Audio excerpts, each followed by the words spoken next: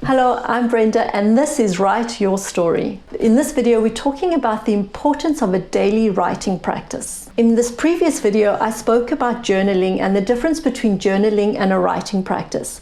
I gave a lot more detail about journaling and I do suggest that you watch this video. I also touched on writing practice and mentioned that I would do a video specifically on writing practice and the one that is advocated by Natalie Goldberg in her book Wild Mind, Living the Writer's Life.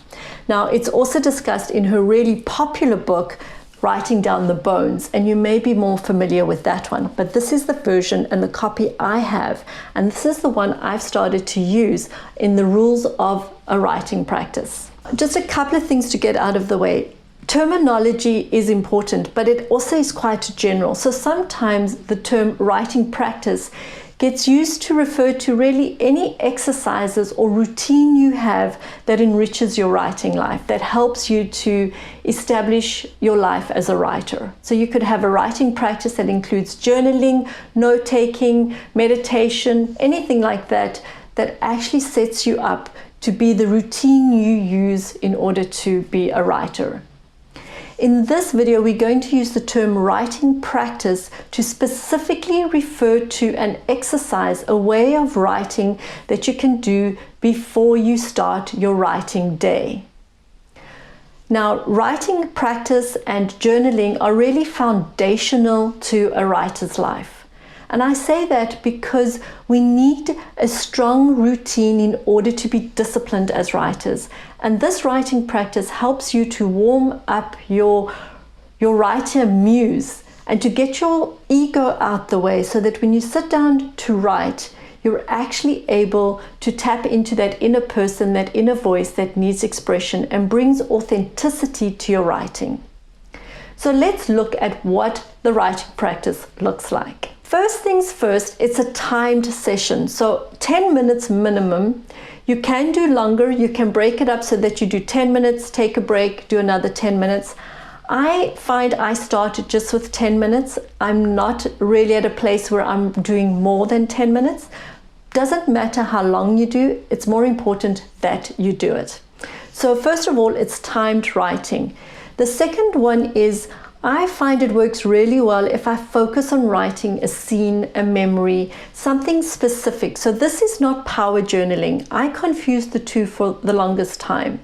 This is actually a writing practice where you're going to practice focusing on the elements of writing. And the elements we're going to focus on is to choose an intro for whatever we're going to write about. So for example, I find it would work well if I chose the phrase, when I was 6, or when I was 6, what happened? When I was 6, we got a puppy. And then write that image, write that experience, write that story of what it was when you got the puppy. Now, the things to keep in mind once you've got an image, a scene, a memory to write about, which is why this writing practice works really well for memoir writers. When you've got that scene that you're wanting to write about and explore, there are elements you're going to actually bring into writing this. The first one is keep your pen moving. So you're not going to stop. You're not going to stop and scratch your head. You're not going to chew on your pen and, what's the next thing I want to say? You're not going to pause and look out the window and think again, what's the next thing that's going to happen? You're going to keep that pen writing, which is why you start with a phrase or you start with a statement such as, I remember, I need, I don't need, I saw, I didn't see, anything like that. Or when I was 6, we didn't something. The simpler and shorter it is, the better. But the point is that when you do pause, as can happen when you're writing, you're going to start again with that same statement. So if it is I remember, then you'll start again with I remember. If it was when I was 6, then you're going to start again with when I was 6. So there's no reason to pause, because if you do stumble, you know exactly what you're going to say next, which is the very same opening line or phrase. This is the reason why. We do that in order to move the editor to the sideline and to leave the creator writing. That's what we're wanting to do. We want the creator to write, and we want the editor to just move right out of the way. And if we stop to think, the editor comes in and starts to speak and say, oh, can you say that? Should you say that? Does that make sense? Is that grammatically correct? And we don't want to do that. We want the editor far away so that we can keep on writing. And if you keep the pen moving, the editor doesn't have time to chime in. So we've got our image that we're writing about, we've got our opening sentence or phrase, we've got our hand moving. The next thing is to write whatever you want. Don't let that editor tell you that you can't say it that way. You can't use that term. You can't express yourself that way. That's not what we want. You're going to write exactly what you want to say the way you want to say it. This is no place for your public perfect persona. No Miss Prim and Proper, no anything like that. You just express yourself the way you want to say it. And the reason is that it gives us time to express this inner voice. You may find that you start saying something you never expected to say, that some voice comes up and something gets written you weren't expecting. That is part of this writing practice. And so once you're doing that, you realize too, because you're going to say it any way you want, it doesn't matter about grammar, punctuation, technicalities of writing, elements of style, whether you've actually expressed a complete thought. None of that matters, which means then you also free yourself up to write junk, to write gibberish, to write it all upside down and wrong.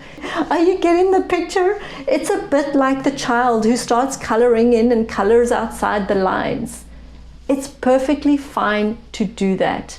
Give yourself permission to not do anything except free yourself to write. Editing, technicalities, that all comes later. That is not the purpose of a writing practice.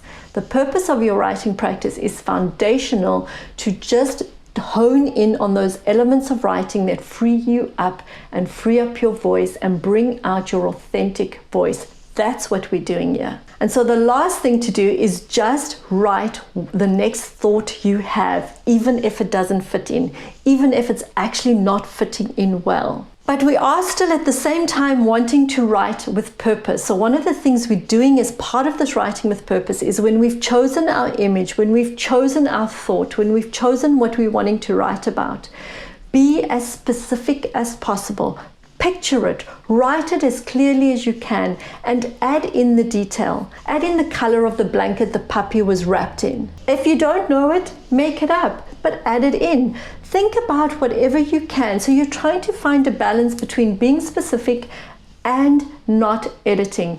Being specific about the image, the detail, but not editing it and not worrying about grammar and punctuation and all of those things. That's what we're wanting to achieve with this writing practice. So let's recap quickly. Timed writing, choose an image, choose a memory, choose an opening phrase, keep your hand moving, write badly, don't worry about punctuation, be specific about all the detail you possibly can, lose the editor, and write the next thought.